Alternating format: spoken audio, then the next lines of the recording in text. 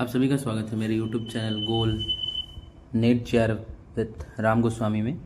Performing art dance drama theatre को लेकर मैं अपने इस YouTube चैनल पर वीडियो अपलोड करते रहता हूं और ऑनलाइन माध्यम से अभी ऑनलाइन कोर्स मैं चला रहा हूं जिसमें डांस ड्रामा थिएटर को लेकर आप स्टडी कर सकते हैं, जुड़ सकते हैं। मेरे नीचे दिए हुए संपर्क सूत्रों में कॉल मैसेज के माध्यम से दिसंबर 2025 का नोटिफिकेशन आ चुका है और हमें क्या पढ़ना है, कितना आधार रख के पढ़ना है, कितने सवाल हमारे कहाँ से आते हैं, किस किस यूनिट से कितने सवाल बनते हैं, ये सारे डिटेल्स मैं आपको अब लगातार अपने इस चैनल पर अपडेट करता रहूँगा।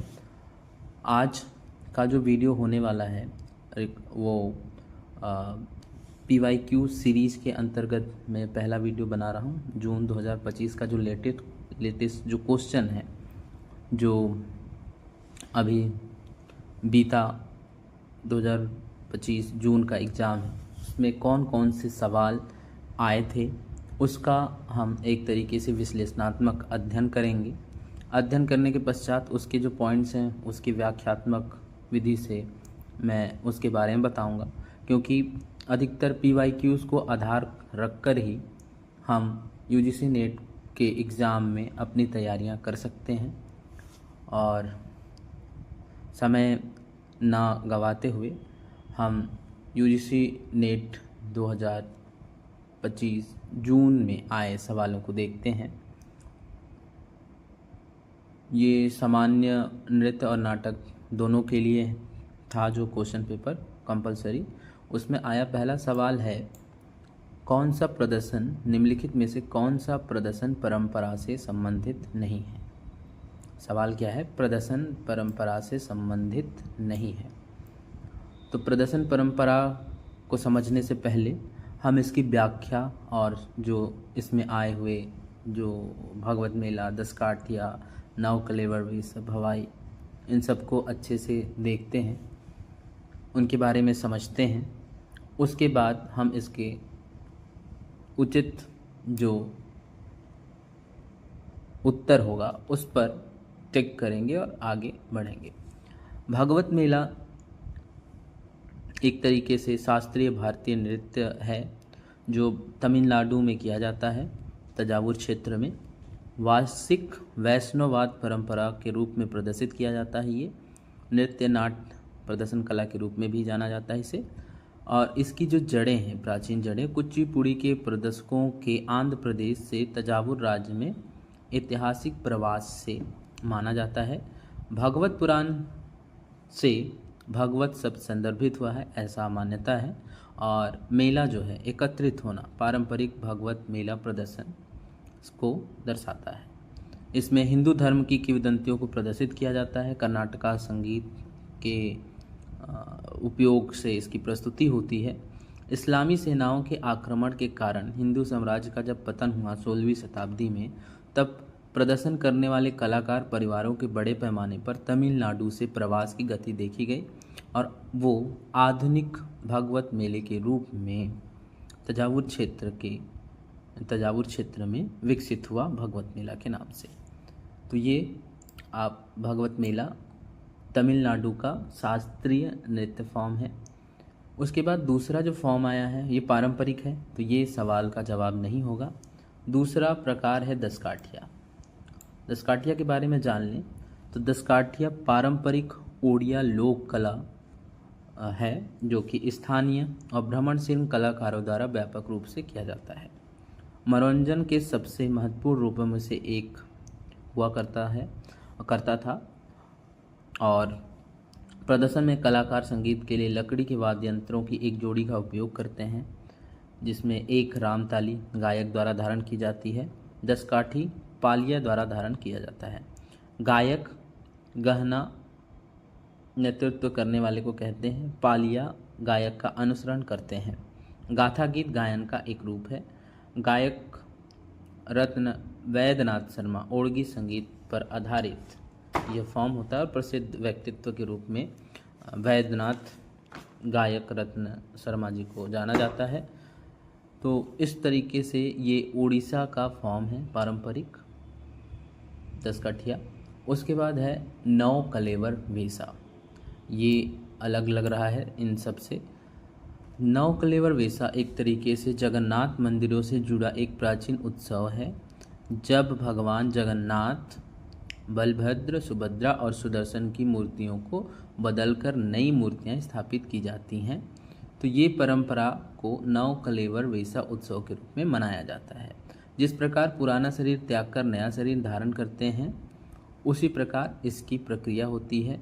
इसमें जब 2 पूर्णिमा, आषाढ़ के मास में जब 2 पूर्णिमा आए तब यह उत्सव होता है। 8 वर्ष, 1 वर्ष या 19 वर्ष के बाद विशेष रूप से नीम की लकड़ी से बनी होती मूर्तियों को इसमें बदला जाता है, और वो बनी मूर्तियों को हम दारू ब्रह्मा कहते हैं।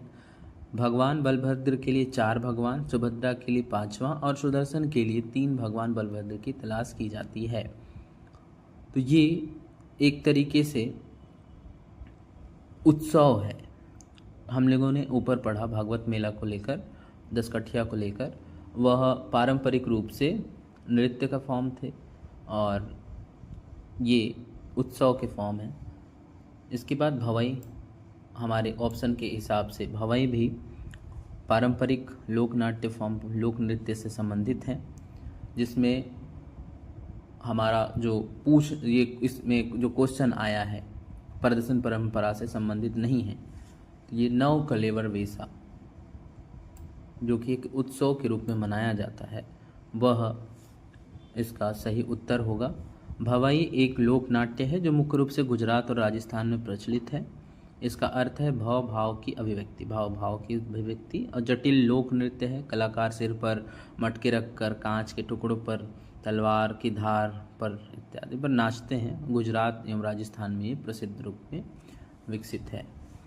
दूसरा जो क्वेश्चन आया हुआ है वह है, किस दक्षिण पूर्व एशियाई देश में एक नामक पारंपरिक नृत्य नाटक है?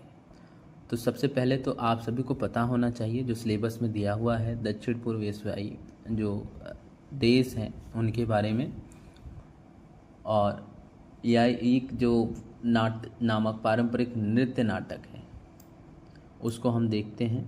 तो कंबोडिया से है ये। कंबोडियाई संगीत थिएटर का एक प्रमुख रूप है एआई के, जिसमें गायन और नृत्य पारंपरिक वाद्य यंत्रों का संयोजन होता है। बौद्ध जातक कहानियाँ इसमें प्रस्तुत होती हैं और इसको मानते हैं कि वियतनाम से आया है। ये चाप एक क्षेत्र है जहाँ से ये ट्रैवल करते गति कर सांस्कृतिक आदान प्रदान से आईके का फॉर्मेशन हुआ है। तीसरा प्रश्न दिया हुआ है, निम्नलिखित कारकों को संगत क्रम में व्यवस्थित करें। ये सबसे आसान सवाल के रूप में है। निम्नलिखित कारकों को संगत क्रम में व्यवस्थित करें। तो रस सूत्र जो दिया हुआ है भरत मुनि का, उसके अनुसार हमें इसे ऐड करना है। रस सूत्र का सूत्र जो होता है वह विभाव अनुभाव संचारी भाव, विभाव अनुभाव संचारी भाव संयोग आदि रस निष्पत्ति का एक संस्कृत सूत्र है, जिसके आधार पे विभाव सर्वप्रथम आएगा, उसके बाद अनुभाव आएगा, अनुभाव के बाद व्यवचारी भाव आएगा, व्यवचारी भाव के बाद स्थायी भाव, स्थायी भाव के बाद रस की निष्पत्ति होगी। भरत के रस सूत्र में ये बताया गया है। तो जो सवाल में सी है, सी के पश्चात ई है, ई के बाद बी है, तो सी के बाद ई, सी के बाद ई चौथे नंबर सवाल पर है। इसके बाद बी है व्यभिचारी भाव, उसके पश्चात स्थायी भाव और रस। ये चौथा नंबर का सवाल इसका सही उत्तर होगा। चौथा, दक्षिण पूर्व एशिया के निम्नलिखित नाट्य रूप में कौन से मुखौटे या कठपुतली के प्रयोग से संबंधित हैं? फिर से दक्षिण पूर्व एशियाई के बारे में बताया गया है। सिलेबस में ये बहुत अच्छे से दक्षिण पूर्व एशियाई कंट्रियों के नाम दिए हुए हैं। आप सिलेबस के 5वें यूनिट पर जाकर इसे देख सकते हैं। तो हम यहाँ पे सबसे पहले देखेंगे मुखौटा और कठपुतलियों के प्रयोग से संबंधित है। तो ज़्यादातर जो चीज़ें आई हैं कठपुतलियाँ को लेकर वो उसे समझेंगे। यहाँ पे लाखोन खोल है जो वो कंबोडिया से संबंधित है, नृत्य नाटक शैली है। और खमेर नकाब पोस्ट थिएटर रामायण की रामकर कथा, राम की जो कथा है उससे रिलेटेड है। 2007 में यूनेस्को द्वारा इसे नॉमिनेट किया गया है। और 4 मुखौटे इसमें इस्तेमाल होते हैं मुख्यतः राम के लिए। रेम जो मुख्य चरित्र के रूप में होते हैं, हरा रंग का मुखौटा इस्तेमाल करते हैं। प्रीलिक लक्ष्मण जो पीले रंग का मुखौटा इस्तेमाल करते हैं। सीता जिसे सेदा कहा गया है, रंग लाल रहता है। हनुमान सफ़ेद रंग का इस्तेमाल करते हैं। असुर रावण जिसे क्रोगरीप कहा जाता है, लाल रंग का हम इस्तेमाल करते हैं। टूपी पशु भैंस का राजा जो होता है, पशुओं को इस्तेमाल किया जाता है इसमें, उसके बारे में बताया गया है। तो ये कंबोडिया का लोक नृत्य नाट्य शैली है। वयांकुलित को देखते हैं। वयांकुलित के बारे में हम देखेंगे। तो वयांकुलित जो है जैवनीस इंडोनेशिया से संबंधित है और बाली के मंदिरों में प्रार्थना अनुष्ठानों के लिए किया जाता है। इसमें 2 प्रकार हैं। एक रुदन अनुष्ठान बुरी किस्मत के बच्चों को समाप्त करने के लिए, और सेडका भूमि अनुष्ठान जिसमें प्रचुर फसलों के लिए धन्यवाद दिया जाता है। कठपुतली थिएटर के रूप में रामायण महाभारत के एपिसोड, सांस्कृतिक किंवदंतियों में स्थानीय रूपांतरण, व्यंग के एक कलाकार, आध्यात्मिक नेता दलांग मध्यरात्रि से सुबह तक इसे खेलते हैं।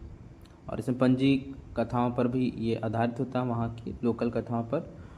कुलित का तात्पर्य होता है त्वचा, और कठपुतलियों के चमड़े के निर्माण को संदर्भित करता है ये, जिसे आम उत्तम औजार से तराशा जाता है।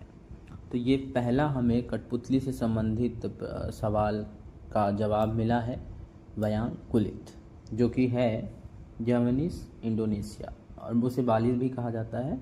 तो ये वयांकुलित है। इसके बाद है सबेक थाम लाखोन नांग स्पेक छाया नाटक रंगमंच चमड़े की छाया कठपुतलियों का उपयोग करने वाली 2 शैलियाँ हैं। सबेक थाम जिसमें रेमकर शामिल हैं, जो रामखेर वाला जो पार्ट है जिसमें राम की कथाओं को वर्णित किया जाता है, उससे संबंधित है ये फॉर्म। और एक है सबेक टोज, छोटी कठपुतलियों की कहानी कहने की विस्तृत श्रृंखला का ये इस्तेमाल करता है। और एक और फॉर्म इस्तेमाल होता है इसमें सबेक पोर, रंगीन चमड़ों की कठपुतलियों का इसमें इस्तेमाल होता है। और यह फॉर्म थाईलैंड के नांग याई और नांग तालुंग जैसे कठपुतली फॉर्मों से रिलेटेड है। और इंडोनेशिया में व्यंग या वयांकुलित मिलते जुलते फॉर्म के रूप में ये इंडोनेशिया से मिलते जुलते हैं। ये आपके सबेक था इंडोनेशिया। उसके बाद ये जो है अपना वयांकुलित से मिलते जुलते हैं, तो इसलिए सबेक थाम यहाँ पे कठपुतली थिएटर को प्रदर्शित कर रहा है। उसके बाद है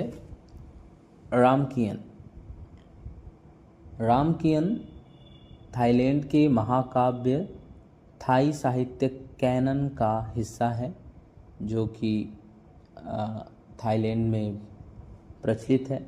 और जो अभी हम लोगों ने सबेक थाम पढ़ा वो भी वहीं का फॉर्म है। रामकियन के अंतर्गत ही ये प्रस्तुति होती है, हम लोगों ने पढ़ा अभी सबेक थाम को। उसके बाद है खोन जो है थाईलैंड के नृत्य नाटक शाही दरबारों में मुखौटे पहनने पुरुषों द्वारा कथावाचकों और पारंपरिक पिपाहट समूह के साथ प्रस्तुत होता है। महिला कलाकारों द्वारा खोन फ्यूंग और खोन हाथ वाली गुड़िया कठपुतली का इस्तेमाल करते हैं। तो इस प्रकार से इसका ये कठपुतली से रिलेटेड है। रामकियन साहित्य है थाईलैंड का। और लाखोन खोल जो है वो जापानीज के अंदर इस्तेमाल होने वाले मुखौटे को प्रदर्शित करता है। तो यहाँ पे कठपुतली को मद्देनजर रखते हुए वयांकुलित, शबेक थाम और खून फॉर्म को हम सेलेक्ट करेंगे, जिसके आधार पे जो हमारा आंसर बन के आ रहा है वयांकुलित, बी, सी और ई। बी, सी और ई थर्ड नंबर पे दिया हुआ है। इस आधार पे हम लोगों ने चौथे का जो जवाब किया वयांकुलित, शबेक थाम और खून, ये फॉर्म कठपुतलियों के प्रयोग से संबंधित हैं। आगे 5वां नंबर का सवाल है, जिसमें लिखा हुआ है कि दो वाद्य यंत्रों में से कौन से पाला गायन परंपरा में प्रयुक्त नहीं होते। तो पाला गायन का जो फॉर्म है वो फॉर्म है आपके उड़ीसा और बंगाल क्षेत्रों में प्रदर्शित होता है, मनाया जाता है। इसमें नगाड़ा और जो चेंदा है वो नहीं बजाया जाएगा। बाकी इसके अंदर जो बजाए जाने वाले वाद्य यंत्र हैं वो मंजीरा बजाया जाएगा, खोल बजाया जाएगा और चेंदा नहीं बजाया जाएगा। झांझ, चेंदा दक्षिण भारतीय इंस्ट्रूमेंट के रूप में यूज होता है। नगाड़ा नॉर्थ इंडिया के क्षेत्रों में ज़्यादा प्रचलित है। तो मंजीरा, खोल और झांझ इसका सही उत्तर होगा। और पाला गायन जो है वो लोकगीत है, लोक गायक होता है इसका मुख्य रूप से। बयाका होता है ढोलक जो बजाता है, पालिया होता है जिसे कोरस के रूप में जाना जाता है। और इसमें 21 भगवान सत्यनारायण की कथा की पूजा से ये रिलेटेड है। इसमें बैठकी और थिया खड़े होकर परफॉर्म्स किया जाता है। तो इस तरीके से, और इसमें 21वें दिन जो नामकरण संस्कार होता है उससे रिलेटेड माना गया है पाला गायन को। पाला गायन के वाद्यंत्रों में मंजीरा, खोल और झांझ, ये इसका सही उत्तर है 5वां का, ए, सी और डी। जहाँ भी ए, सी, डी आया है थर्ड नंबर। उसके बाद है मैथिली कवि कोकिल के रूप में जाने जाते हैं। तो विद्यापति हैं जो कि बहुत प्रचलित हैं मैथिली कवि के रूप में। और कौन सा लोक नाट्य नुक्कड़ नाटक के समकक्ष है। इस तरीके के सवाल बहुत सारे यूजीसी नेट के क्वेश्चन में आपको हर टाइम देखने को मिलेगा। तो इस सवाल के अनुसार हमें जो ऑप्शन दिए हैं उसे भी साथ में पढ़ना है। करगम के बारे में जानते हैं। करगम पारंपरिक नृत्य तमिलनाडु के मंदिरों, त्योहारों और सामाजिक आयोजनों के दौरान किया जाता है। तमिलनाडु से रिलेटेड है करगम। और नृत्य वर्षा की देवी मरियम को समर्पित होता है। यह प्राय मंदिर में अनुष्ठान के रूप में प्रस्तुत होती है। नर्तक के सिर पर मटके का संतुलन के आधार पर यह डांस किया जाता है। पानी या चावल भर रहते हैं मटके में। और इसके दो फॉर्म हैं, अट्टा करम मनोरंजन के लिए होता है और शक्ति करगम जो है अनुष्ठान मंदिरों के लिए होता है, वर्षा के लिए। इसके बाद दिया है थेरुकुतु। तेरुकुतु जो फॉर्म है वो उसकी उत्पत्ति तमिलनाडु। थेरु से तात्पर्य है सड़क, कुतु से तात्पर्य है नाटक, कला प्रदर्शन। तमिल महाकाव्य शिल्पाधिकारम में 11 प्रकार के कुत्तु बताए गए हैं। और थेरुकुतु अकेला ऐसा नाटक है जिसमें अभिनेता को गायन, नृत्य, कथन और अन्य रीत प्रदर्शन करने पड़ते हैं। ये थेरु से तात्पर्य है सड़क। तो यहाँ पे लिखा गया है नुक्कड़ नाटक। सवाल के अनुसार ये हमारा जवाब होगा। इसमें करगम और भी जो चीज़ें आई हैं, कुडियट्टम, पडवानी, वो नहीं होंगे क्योंकि कुडियट्टम जो है केरल का प्राचीनतम शास्त्रीय नृत्य नाट्य शैली है और इसका प्रयोजन होता है वहाँ उस स्थान को कुत्तम्पलम नाट्यगृह के रूप में जाना जाता है। चाक्यार और नाग्यार समुदाय के लोग इसे करते हैं। वाद्यंत्र के रूप में मिझावू, इडक्का, शंख, कुजी कुजी थालम 2008 में यूनेस्को द्वारा इसे हेरिटेज नॉमिनेटेड किया गया है अमूर्त सांस्कृतिक धरोहर के रूप में। और उसके बाद लिखा है पांडवानी। पांडवानी छत्तीसगढ़ का पारंपरिक लोक नाट्य फॉर्म है जो महाभारत की कथाओं पर आधारित है। भीम की गाथाओं को ज़्यादातर जोर दिया जाता है। इसमें वाद्य यंत्र के रूप में तंबूरा होता है, तंबूरा का प्रदर्शन होता है, एकल प्रदर्शन होता है। तो यहीं से बहुत सारे ऐसे सवाल हैं जो आपके आने वाले इसी क्वेश्चन पेपर में जो मैं अभी डिटेलिंग कर रहा हूँ उससे वो सॉल्व होंगे। उसके बाद 8वां नंबर, तो हमारा जो सवाल का आंसर है थेरिकुत्तू। कौन सा लोक नाटक नुक्कड़ नाटक के समकक्ष है। तंजावुर जिले से कौन सी लोक परंपरा का संबंध है। अभी हम लोगों ने सबसे पहले ऊपर में पढ़ा था तंजावुर जिला को लेकर भगवत मेला। तो हम लोगों के जो सवाल हैं वो एक ही चीज़ पढ़ने से बहुत सारा चीज़ रिलेट हो रहा है। इससे ये साबित होता है कि हमें प्रीवियस ईयर क्वेश्चन अगर देखते रहेंगे, उसके सवाल के पूछने के तरीक़ों को समझेंगे तो हमारा यूजीसी नेट में अच्छा खासा एक स्कोर बनकर आएगा। तंजावुर जिले से कौन सी लोक परंपरा का संबंध है, तो भगवत मेला का संबंध है। हम लोगों ने पढ़ा अभी फर्स्ट क्वेश्चन जो आया था उसमें। हम देख लेते हैं इसके आए हुए ऑप्शन के बारे में। तमाशा लोक नाट्य है महाराष्ट्र का, 17वीं शताब्दी में यह आया। जागरण, वध्या मुरली, दशावतार और पोताराज आदि लोक कलाओं के रूप में प्रचलित था पहले। और इसके प्रदर्शन में गणेश वंदना, कृष्ण जन्म की लीलाएं, अंत में वांग नाट्य इत्यादि प्रदर्शित होते हैं।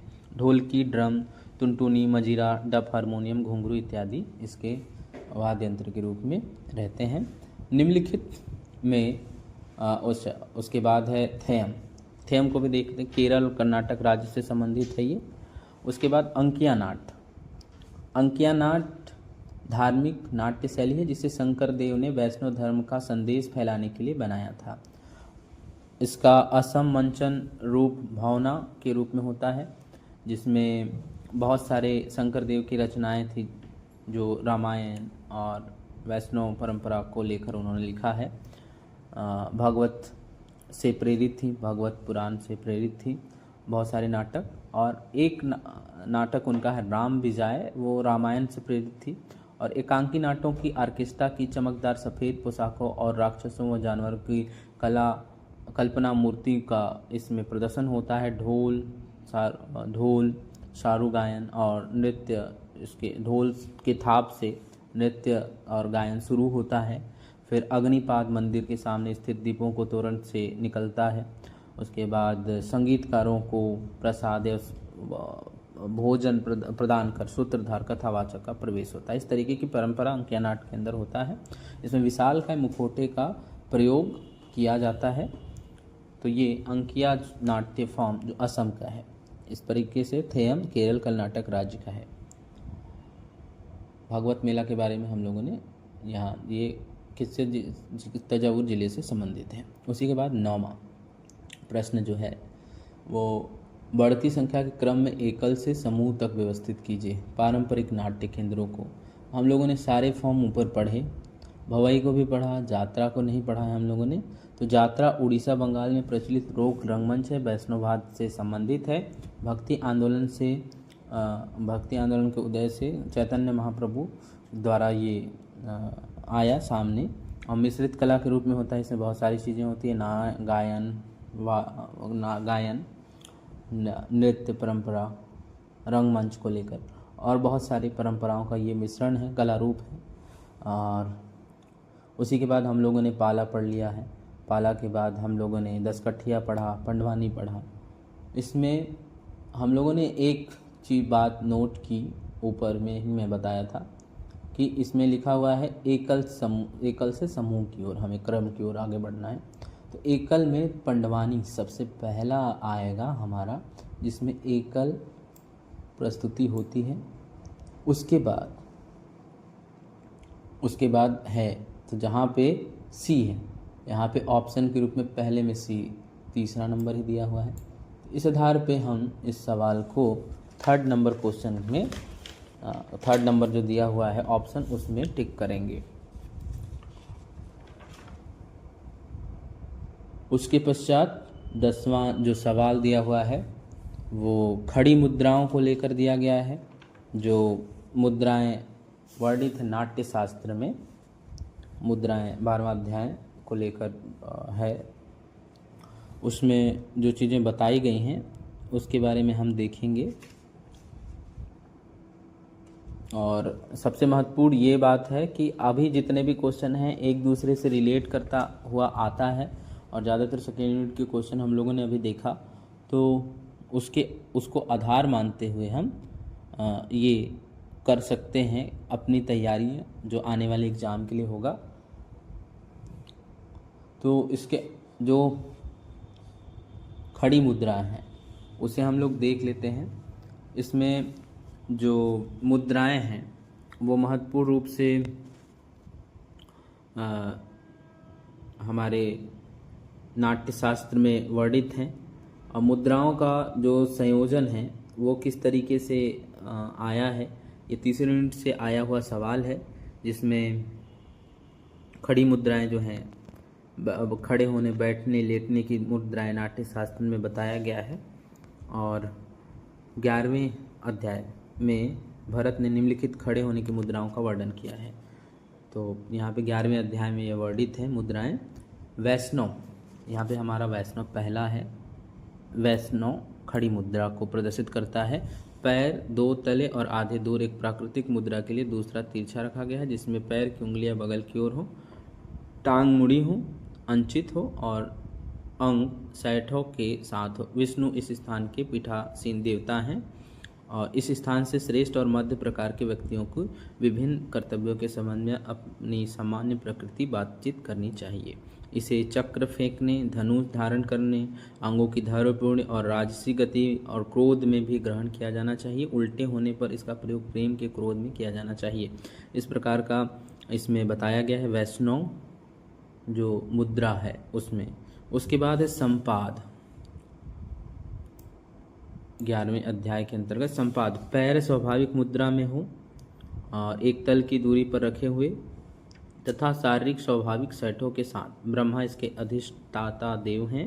ब्राह्मणों से आशीर्वाद लेते समय, पक्षियों की नकल करते समय इसे धारण करना चाहिए। विवाह समारोह से दूल्हा, आकाश, रथ, विमान और सवार व्यक्ति, विशिष्ट संप्रदाय के व्यक्ति और व्रत रखने वाले व्यक्तियों को इसे धारण करना चाहिए। इसके बाद आया है वैशाख। तो ये भी परंपरा है। वैष्णव, संपाद और वैशाख। वैशाख जो है दोनों पैर 3.5 तल की दूरी पर और जांघीर गतिहीन, इसके अलावा दोनों पर तिरछे और बगल की ओर रखे हुए। इसके अंधकारते इसके अधिष्ठाता देवता हैं। घुड़सवारी, व्यायाम, किसी स्थान से बाहर निकलते, बड़े पक्षियों की नकल करने, बाण चलाने के अभ्यास और पैर की रेचक क्रियाओं में इस स्थान को धारण करना चाहिए। तो ये 3 फॉर्म हैं जो खड़ी मुद्रा को प्रदर्शित करते हैं। वैष्णव, संपाद, वैशाख। उसके बाद है जो अध्याय में बताया गया है उसे हम डिटेल में और अच्छे से जान लेते हैं। मंडल। पैर 4 तल की दूरी पर और तिरछे और बगल की ओर मुड़े हुए, कमर और घुटने स्वाभाविक स्थिति में। अधिष्ठाता देव इसके इंद्र हैं। इसे धनुष और वज्र जैसे हथियारों के इस्तेमाल हाथियों को हाँकने और बड़े पक्षियों की नकल करने में किया जाना चाहिए। 5वां जो खड़ी मुद्रा है अलीधा। मंडल स्थान में दाहिने पैर, दूसरे पैर से 5 तल दूरी खींचने से अलीधा स्थान बनेगा। रुद्र इसके पीठासीन देवता हैं। इसे वीर और उग्र भावना से संबंधित कार्यों, पहलवानों के द्वंद्व, दुश्मनों के चित्रण, उन पर हमला करने और मिसाइलों को छोड़ने में किया जाना चाहिए। और 6वां प्रकार है प्रत्यालीधा। जब दाहिना पैर मोड़ा जाता है और बायां पैर अलीधा स्थान में आगे रखा जाता है तो प्रलिब्धा उत्पन्न होगा, और अलीधा स्थान से निशाना लगाने के बाद मिसाइल को वास्तव में प्रत्यालीधा स्थान से छोड़ा जाना चाहिए। अभिनेता को इस स्थान से विभिन्न हथियारों को छोड़ा जाना चाहिए। तो ये मुद्राएं हैं जो कि अभिनय में बहुत ही महत्वपूर्ण रूप से अपना योगदान देती हैं। इस प्रकार हमारे और अकुचित, अविवर्तित ये हमारे सरकर्म हो सकते हैं, और बहुत सारे ऐसे कर्म हैं, एक तरीके की क्रियाएं हैं जो नाट्य शास्त्र में वर्णित हैं। इस प्रकार इसका जो आंसर होगा ए, डी और ई। ए, डी और ई 3rd नंबर पे दिया हुआ है। इस तरीके से हम लोगों ने अभी 10 सवाल को देखा, उनके बारे में जाना और एक दूसरे से ये बहुत ही अच्छे तरीके से जुड़े हुए हैं। तो इस तरीके की विशेष जानकारियों के लिए आप मेरे यूट्यूब चैनल को सब्सक्राइब कर लें। और मैं एक क्रेश कोर्स ऑनलाइन चला रहा हूँ दिसंबर 2025 के एग्ज़ाम के लिए, जिसमें बहुत सारे बच्चे अभी बैच में डिवाइडेड होकर पढ़ भी रहे हैं। और इसमें नोट, वीडियोस और रिकॉर्डेड वीडियो, लेक्चर, सॉल्व, जैसे अभी हम लोगों ने एक्सप्लेन करके देखा, समझा चीज़ों को, उसी प्रकार से एक्सप्लेन करके आपको व्याख्यात्मक क्वेश्चन पेपर देखने को मिलेंगे। रिकॉर्डेड वीडियो, लेक्चर्स आपको मिलेंगे हर एक यूनिट के, साथ में हर एक यूनिट के PDF नोट्स भी प्रोवाइड किए जाएंगे। ये कोर्स 45 दिन के लिए आरंभ किया जा रहा है और एग्ज़ाम को मद्देनज़र देखते हुए इसकी पूरी तैयारी 2 बैचों में डिवाइडेड रहेगा, जिसमें हम लोग फर्स्ट पेपर को भी इंक्लूड कर दिए हैं। तो डांस, ड्रामा, थिएटर के साथ फर्स्ट पेपर भी इस 45 दिन के दौरान पढ़ाया जाएगा। मात्र 2100 रुपये के फीस से आपको पूरे 10 यूनिट्स के PDF ड्रामा, डांस, थिएटर के लेकर और फर्स्ट पेपर के पूरे 10 यूनिट्स की PDF प्लस PYQ जैसे सॉल्व करेंगे हर एक ईयर का, वो सारा चीज़ प्रोवाइड किया जाएगा। इस मेरे से जुड़ने के लिए आप जो ऊपर नंबर दिया हुआ था उसमें संपर्क कर सकते हैं। साथ ही इसकी क्लासेस बहुत जल्द स्टार्ट करनी होगी, क्योंकि एग्ज़ाम को मद्देनज़र रखते हुए हमें चलना है। तो 15/10/2025 से इसकी क्लासेस स्टार्ट होने वाली हैं। तो आप जितना जल्दी जुड़ सकें, कॉल मैसेज के माध्यम से मुझसे जुड़ें। इसमें रिकॉर्डेड वीडियो भी आपको प्रोवाइड होंगे, नोट्स भी प्रोवाइडेड होंगी और साथ ही लास्ट ज्वाइनिंग जो डेट होगा 20/10/2025। संपर्क करने के लिए आप जो मैं ऊपर की स्लाइड में जो नंबर दिए हुए हैं उसमें संपर्क कर सकते हैं। 6265850405 व्हाट्सएप नंबर है 9203130843। तो आप जुड़ें और अपने जो भी कन्फ्यूजन्स हैं क्वेश्चन को लेकर, परफॉर्मिंग आर्ट को लेकर, उसकी तैयारियां करें। PYQs के सारे सीरीज इसमें आपको देखने को मिलेंगे, साथ ही उसके डिटेलिंग एक्सप्लेनेशंस जो मैंने अभी किए, उस आधार पे हम आगे और भी वीडियो इस चैनल पर अपलोड करते रहेंगे। साथ ही दिसंबर के एग्ज़ाम के लिए जो समय बचा हुआ है उसका सही इस्तेमाल और सही यूटिलाइज आप कोर्स पूरा कर हमारे इस चैनल मेरे से जुड़कर आप बहुत आसानी से प्राप्त कर सकते हैं। हर एक यूनिट का बहुत ही जेन्युइन और बारीकियों से नोट्स आप सभी को दिया जाएगा, जिससे बाहर से सवाल आने की संभावना बहुत कम होंगी। इस प्रकार आप 45 दिन के अंदर ही सारा सिलेबस कंप्लीट कर लेंगे, वीडियो रिकॉर्डेड रहेंगे। उसके बाद आपको दिसंबर के एग्ज़ाम के लिए 10 से 15 दिन आप पर्सनली स्टडी कर सकते हैं। जुड़ने के लिए आप जो ऊपर दिए हुए नंबर थे उस पर कॉल करें, कॉल या मैसेज के माध्यम से जुड़ सकते हैं। धन्यवाद।